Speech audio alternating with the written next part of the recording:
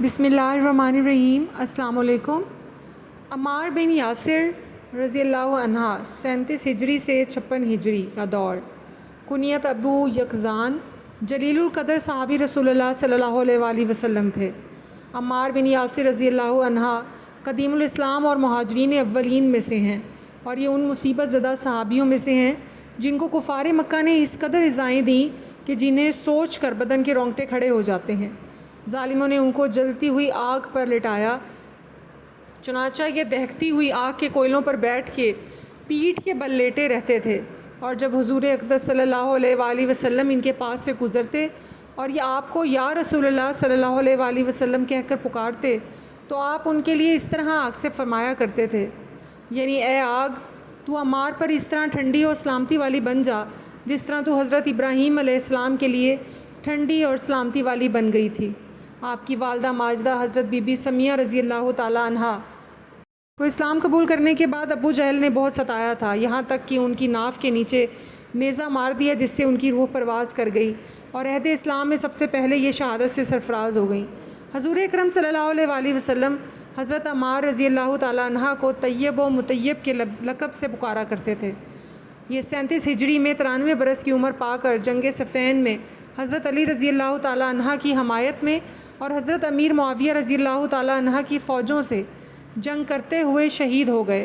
آپ کی شہادت علی کے دور خلافت میں 37 ہجری میں جنگ صفین میں ہوئی، جس میں آپ علی بن ابی طالب کی طرف سے لڑے اور معاویہ بن ابو سفیان کی فوج مد مقابل تھی۔ صحابہ کرام کے حوالے سے یہ بات معلوم ہونا بھی مسلمانوں کے لیے ضروری ہے کہ کچھ احادیث اور تاریخی کتابوں کے واقعات میں راویوں پر علماء اسلام کی طرف سے جرح بھی کی گئی ہے، اور بہت سے راویوں کے حالات معلوم نہیں ہیں۔ مسلمان امت صحابہ کرام رضوان اللہ علیہ اجمعین اور اہل بیت اطہار کے بارے میں صحیح عقائد قرآن اور سنت سے لیتے ہیں۔ بعض روایات جو کتب احادیث و تاریخ میں اہل بدعت راویوں کی بھی ہیں، وہ اس لیے قابل اعتبار نہیں کیونکہ علماء اسماء الرجال نے بدعت سے نسبت رکھنے والی روایات کو مردہ قرار دیا ہے۔ نام، نسب اور خاندان۔ عمار نام تھا، ابو یقظان کنیت، والد کا نام یاسر رضی اللہ تعالیٰ عنہ اور والدہ کا نام سمیہ تھا۔ پورا سلسلہ نسب یہ ہے: عمار بن یاسر بن عامر بن مالک بن کنانہ بن قیس بن الحسین بن الودیم بن صلبہ بن عوف بن حارثہ بن عامر الاکبر بن یام بن انس بن مالک العنسی القسطانی۔ حضرت عمار رضی اللہ عنہ کے والد حضرت یاسر رضی اللہ عنہ قحطانی نسل تھے۔ یمن ان کا اصلی وطن تھا۔ اپنے ایک مفقود الخبر بھائی کی تلاش میں دوسرے دو بھائی حارث اور مالک کے ساتھ مکہ پہنچے۔ وہ دونوں واپس لوٹ گئے، لیکن انہوں نے یہیں طرح اقامت ڈال دی اور بنو مخزوم سے حلیفانہ تعلق پیدا کر کے ابو حذیفہ بن المغیرہ مخزومی کی ایک لونڈی سمیہ نام سے شادی کر لی، جس سے حضرت عمار بن یاسر رضی اللہ عنہ پیدا ہوئے۔ ابو حذیفہ نے حضرت عمار بن یاسر کو ان کے بچپن ہی میں آزاد کر کے تاحیات دونوں باپ بیٹے کو لطف و محبت سے اپنے ساتھ رکھا۔ ام المومنین ام سلمہ رضی اللہ عنہ بہت حیادار خاتون تھی۔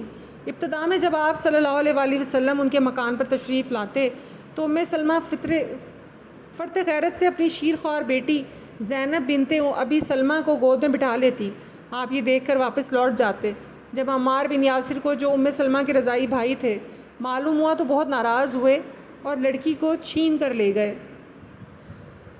اسلام کا قبول کرنا۔ ابو حذیفہ کی وفات کے بعد ہی اسلام کا غلغلہ بلند ہوا۔ حضرت عمار رضی اللہ عنہ بن یاسر اور صہیب بن سنان رضی اللہ عنہ ایک ساتھ ایمان لائے تھے۔ فرماتے ہیں کہ میں نے صہیب بن سنان رومی کو ارقم بن ابی ارقم رضی اللہ عنہ کے دروازے پر دیکھ کر پوچھا، تم کس ارادے سے آئے ہو؟ بولے، پہلے تم اپنا ارادہ بیان کرو۔ میں نے کہا، محمد صلی اللہ علیہ وآلہ وسلم سے مل کر ان کی کچھ باتیں سننا چاہتا ہوں۔ بولے، میرا بھی مقصد یہی ہے۔ غرض دونوں ایک ساتھ داخل ہوئے اور ساقی اسلام صلی اللہ علیہ وآلہ وسلم کے ایک ہی جام نے دونوں کو نشہ توحید سے مخمور کر دیا۔ عمار بن یاسر کے ساتھ یا کچھ آگے پیچھے ان کے والدین بھی مشرف با اسلام ہوئے۔ حضرت عمار رضی اللہ عنہ بن یاسر کو ایک بے یار و مددگار غریب الوطن تھے۔